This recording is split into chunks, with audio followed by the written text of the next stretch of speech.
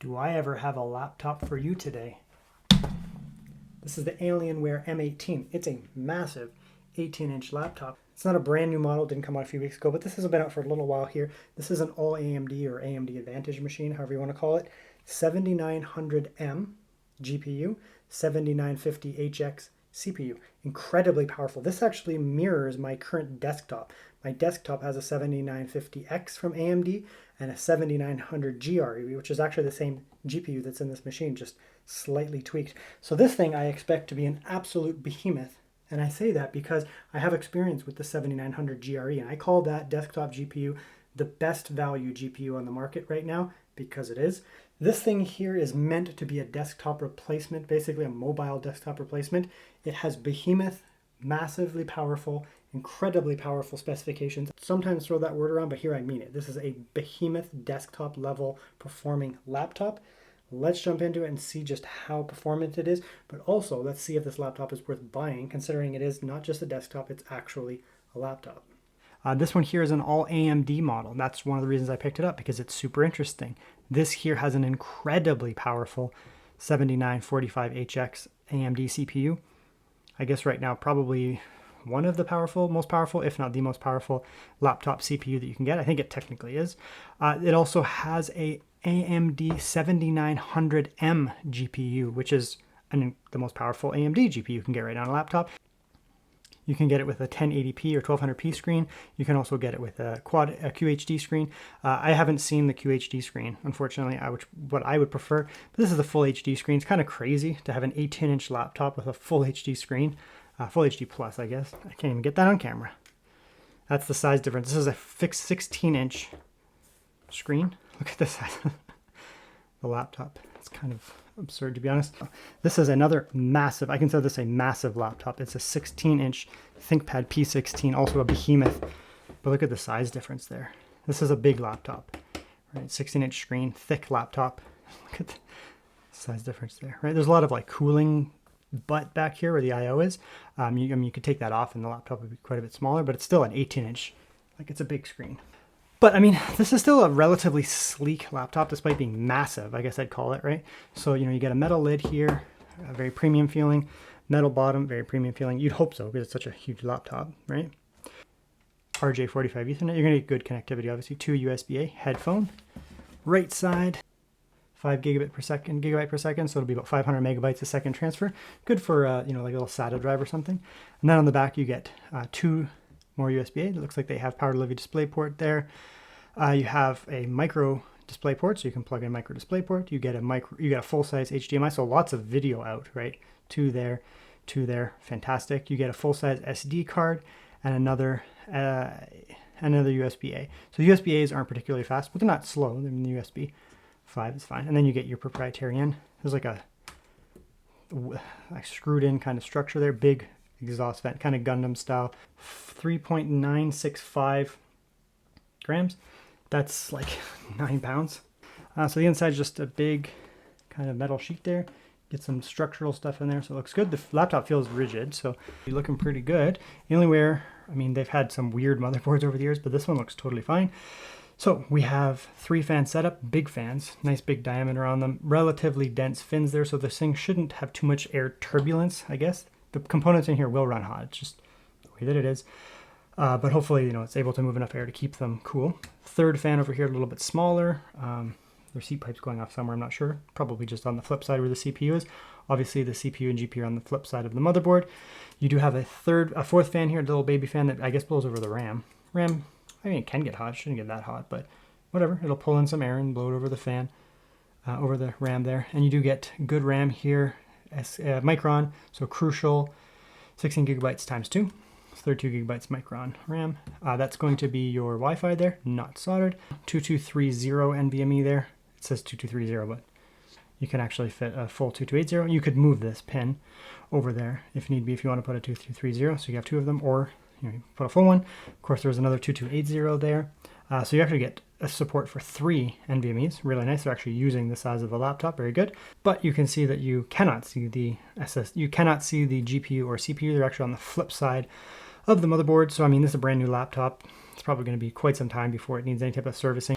I mean, it looks pretty good inside. I mean, it's a huge laptop, and they're not just having empty blank spots in here, right? They're actually using it. I'm not an enemy of something being on the flip side of the motherboard. If there's a reason, they add a lot of accessible upgradability on this side where most users are going to want to go. The average person isn't necessarily going to want to service their CPU and GPU on a laptop like this. Okay, there's the laptop. It's kind of hard to film because it's so big. I have to basically use a lens that actually allows me to capture the whole thing on camera. It has a very long kind of chassis here. So the keyboard is, part way up. Keyboard's part way up, and then you have a huge kind of run up to it. You actually have quite a bit in the back there too, which is fine. I mean, it's not trying to be, super thin and light portable laptop. It's a big laptop. But let's have a look at the inside here. You get this nice soft touch, almost like soft touch plastic, I guess I'd call it, that you get inside of a premium sedan. If you've ever driven a premium sedan, you get kind of a soft touch, kind of rubbery, plasticky material in here. It feels quite nice. It does help with fingerprints. You'll still get a little bit, but it does help quite a bit actually. Over just like a matte plastic, it helps quite a bit. Trackpad, same idea, in a dark material. Honeycomb kind of vibe up there. Big, massive screen with relatively small bezels. Considering the size of the screen. You get a bit of bezel, but the screen is huge, so whatever. And then you get a full-size keyboard here. A little bit of space on the side, but they're not really cramming it up. Keycaps look good. They have nice height on them too, right? Like physically a tall keycap. Right, looks nice. And it feels pretty snappy with the first touch here.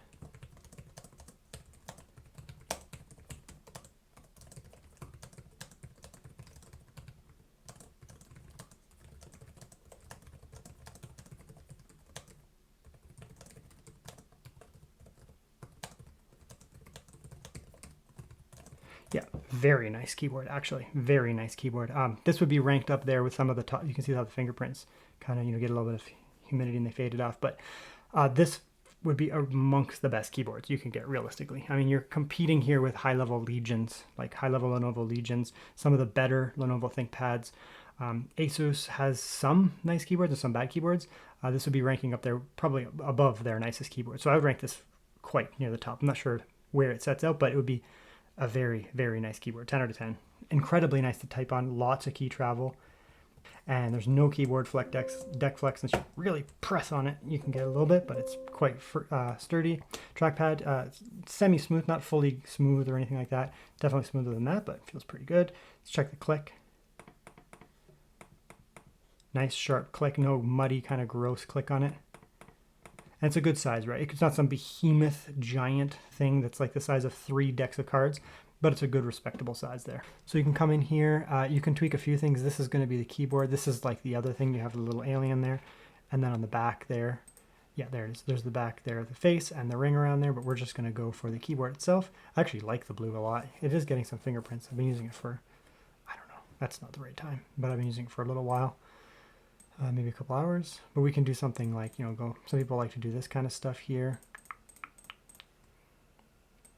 Right, make that a nice little purple on blue. That looks pretty nice, actually, to be honest. I'd probably do the inverse. Make it purple. And you can go, I'll make this a little bit off, maybe a little blue. Oops, I missed one. A little blue. That looks a little nice, right? Just cool stuff you can do. You can do some key binds here, right? Like you can tweak these. You have your macros up here. You can tweak them how you want. I think there's 4, yeah. 1, 2, 3, 4 that you can preset if need be. There you go. So it's nice that you can do, a little bit of RGB, per key RGB. You can customize it how you want. You'd expect as such on such a premium laptop. I find Dell Alienware stuff, the higher end stuff at least that I've tested, has pretty good RGB.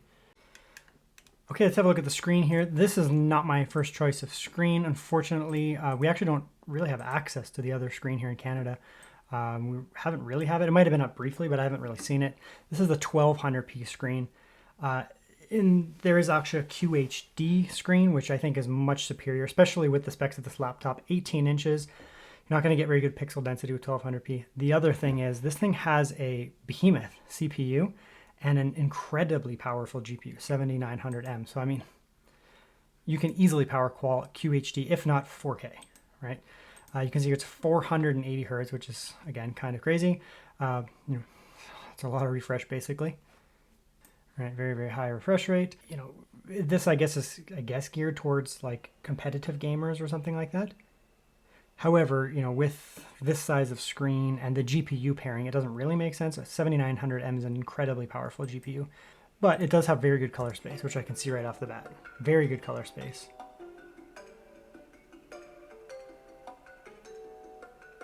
Right, nice, bright, vivid colors. To be honest, it's an excellent screen, just being 1080p. We'll just bring that down so you can see how that really good darks too. Right. So they're not exactly cheaping out on the screen or anything like that. It's just that it's, you know, a 1080p, 1200p screen on a massive laptop. But if you don't mind that type of pixel density on a laptop like this, you probably will love this screen because it's relatively bright, has very vivid colors. Greens look great, everything looks great. It's just that it's not that crystal sharp 1080p at this resolution, at this size here. Right, we can even come in here and just make sure we're encoding. I mean, it's a very vivid screen. So if you want a 1080p screen, if that's something that you actually want, maybe you do competitive gaming, you want a high refresh rate over resolution, then this screen is gorgeous. Like, it actually is legitimately gorgeous. It's by far one of the most powerful consumer grade CPUs you can buy. Like, we're rivaling the top level of desktop, right? So it's an incredibly powerful CPU. So you can push those frame rates in a game if that's something that you're interested in. Check the audio here. I'm not sure how good these speakers will be, but they should be decent. Okay, it's gonna get really loud, so watch your headphones.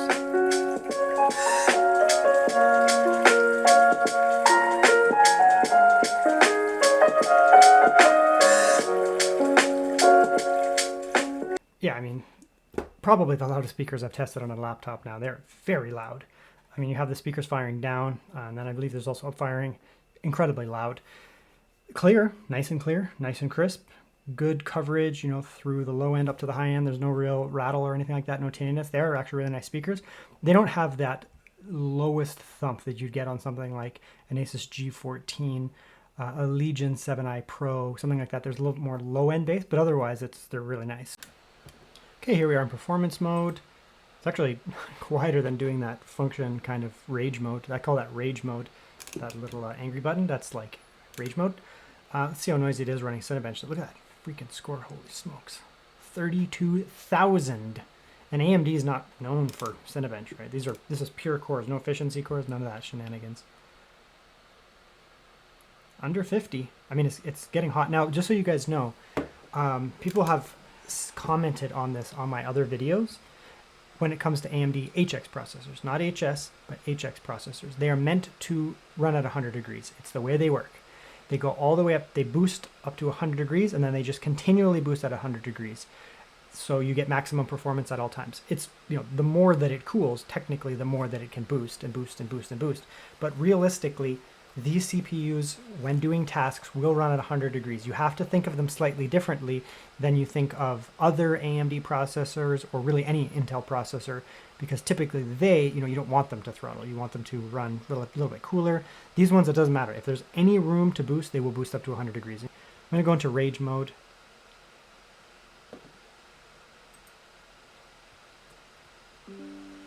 Yeah, now it's in rage mode.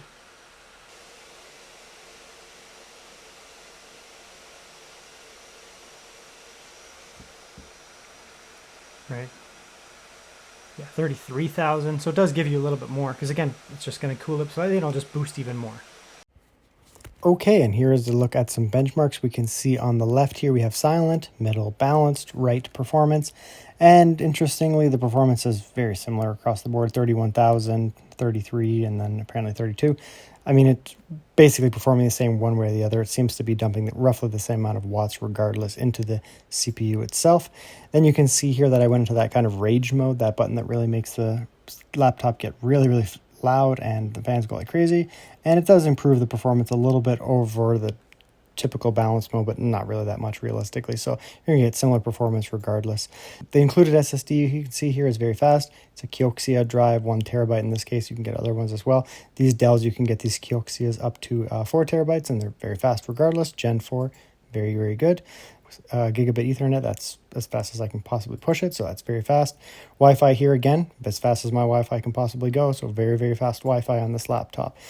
You can see here that battery life on YouTube is probably going to give you about 3, maybe 4 hours if you're lucky, depending on what your settings are. So realistically, you're not going to get very good battery life out of this laptop. You're probably looking at 3 to 4 hours of just doing, basic generic tasks like YouTube, productivity stuff. So I mean, it's a giant behemoth productivity desktop replacement. So don't expect good battery life out of this thing, especially with the CPU and the GPU in here.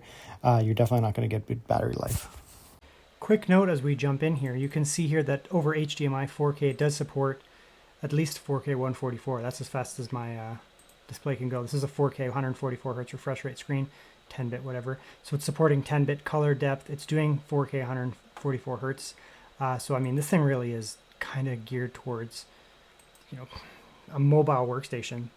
Okay, we'll do some game testing here. We'll test a couple games in this video. I'll have a full follow-up video obviously on this, but let's kind of see what we can get here. So we're obviously at 1200p. That's all we can do here. I will hook it up externally after though. We're not going to need any type of scaling obviously. So it's 1080p.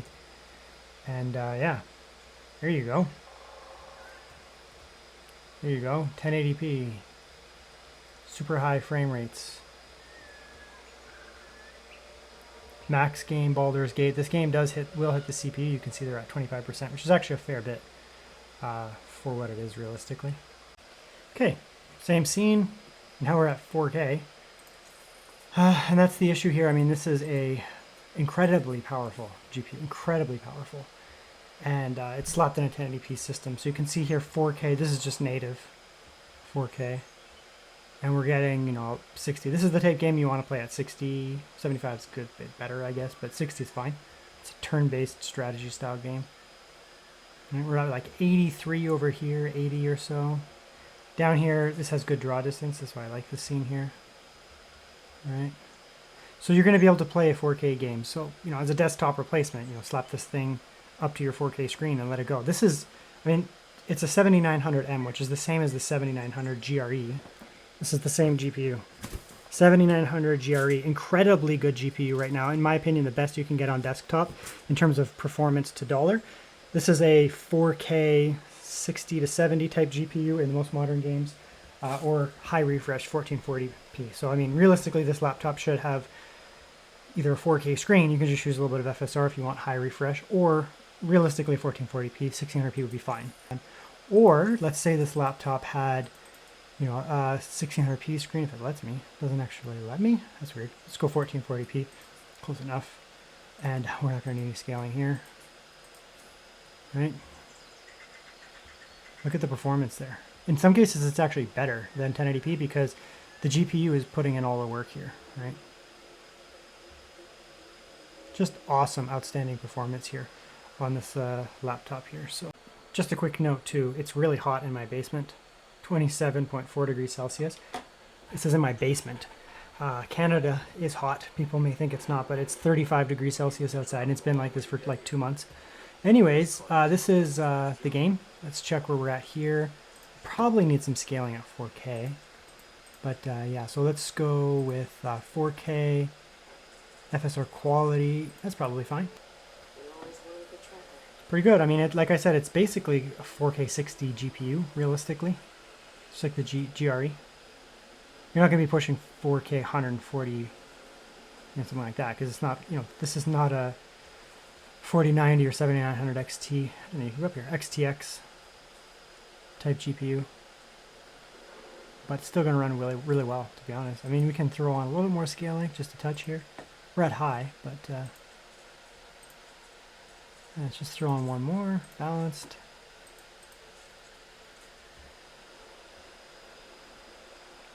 Yeah, pretty good, right? At 4K, high.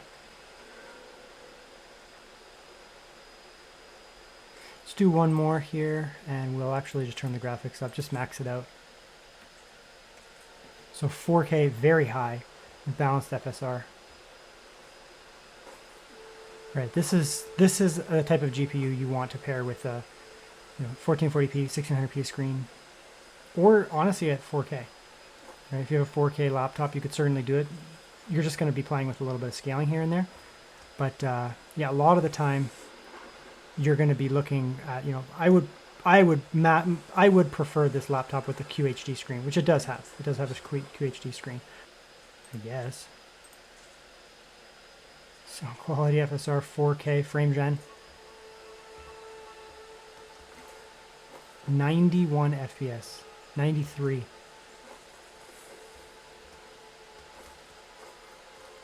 A 100. 4K. Yeah, so I mean, suffice to say, this thing is a beast when it comes to gaming performance. Realistically, they could easily have slapped in a 4K screen in this thing. If you're okay with using a little bit of upscaling, maybe frame gen from time to time, get crazy high refresh, or just use the QHD. I'd actually highly recommend the QHD model. Very impressive. So that's the review here of this massive laptop. You can see there we have this behemoth 8-ish pounds 18-inch laptop. What do I think of it? It's actually really nice, to be honest. It's an all metal design. You know, even the upper deck here is nice. It's got this weird kind of soft touch plastic on it, metal bottom, metal lid. It's a very premium laptop from Alienware here. But you can see here, you know, on the back, they're not going with the big white kind of design. Look at this massive thing here. Right, they're not going with the all white design, so it's not going to scream gaming laptop, but it can if you want. I mean, you can get a little RGB on this thing, get it looking gamerish. Let's talk about the negatives on this laptop. The screen for me is a bit of an L. It's a 1080 1200p screen. The CPU is up to the task of driving that kind of resolution. The GPU is overkill for that kind of resolution. It's good if you're going to do esports, I guess, and you're going to be able to get crazy high frame rates on it. And it runs relatively cool. I mean, it's able to boost a lot. These laptops boost a lot. This CPU is supposed to run hot. It boosts up to give you max performance all the time. So it's going to run hot, but it's going to run performantly hot. So that's good, I guess, if you're an esports gamer. However, I think the QHD panel on this option here, I think the QHD panel on this laptop is really the way to go. Or even if there was a 4K. Realistically, it could drive it. It would be powerful enough. So that's the negative for me. There's not really much else. I mean, it's heavy. It's supposed to be. The speakers are okay, I guess. I mean, that's really it. They're kind of expensive, but the specs are there. So, I mean, that's really the negatives. I mean, I just don't really like the screen that much. I think it would be better with a QHD screen. Positives then, relatively thin for how much performance it has. I mean, you can't really get much thinner. Otherwise, you're just going to be sacrificing performance. It doesn't run super loud considering the performance. It can run loud, but it's not just ripping all the time. Again, the performance is there. The specs inside are absurdly good. 7900M is an absurdly good, very good GPU. It's the same GPU as my desktop. Put it that way, right? I've had 4080s, I've had 4090s, I've had all different AMD machines, I've had all different NVIDIA machines, and I settled on the 7900 GRE, which is the same GPU that's in this. And the CPU in my system is basically the same. It's 18 inches, it's relatively heavy. However, it is incredibly performant. So if you need to pick up your laptop, move from one place to the next and get absurdly powerful performance out of the laptop, this is the one to get, honestly. Realistically, to date, I haven't really tested a laptop that really screams just behemoth desktop replacement. I mean, I'm actually very excited to see what they have next year here. Hopefully AMD does introduce a new GPU for this laptop lineup for 2025. We'll see. NVIDIA has new stuff regardless, so even if AMD doesn't, there's always the new NVIDIA 5000 series stuff.